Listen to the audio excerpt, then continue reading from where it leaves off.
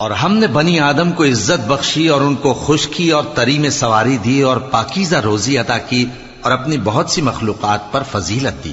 جس دن ہم سب لوگوں کو ان کے پیشواؤں کے ساتھ بلائیں گے تو جن کے اعمال کی کتاب ان کے داہنے ہاتھ میں دی جائے گی وہ اپنی کتاب کو خوش ہو کر پڑھیں گے، اور ان پر دھاگے برابر بھی ظلم نہ ہوگا۔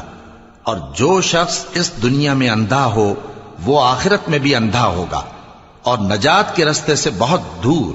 اور اے پیغمبر، جو وہی ہم نے تمہاری طرف بھیجی ہے قریب تھا کہ یہ کافر لوگ تم کو اس سے بہکا دیں تاکہ تم اس کے سوا اور باتیں ہماری نسبت بنا لو، اور اس وقت وہ تم کو دوست بنا لیتے۔ اور اگر ہم تم کو ثابت قدم نہ رہنے دیتے تو تم کسی قدر ان کی طرف مائل ہونے ہی لگے تھے۔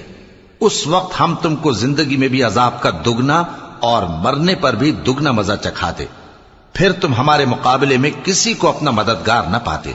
اور قریب تھا کہ یہ لوگ تمہیں زمین مکہ سے پھسلا دیں تاکہ تمہیں وہاں سے نکال دیں، اور اس وقت تمہارے بعد یہ بھی نہ رہتے مگر کم۔ جو پیغمبر ہم نے تم سے پہلے بھیجے تھے ان کا اور ان کے بارے میں ہمارا یہی طریق رہا ہے، اور تم ہمارے طریق میں تغیر و تبدل نہ پاؤ گے۔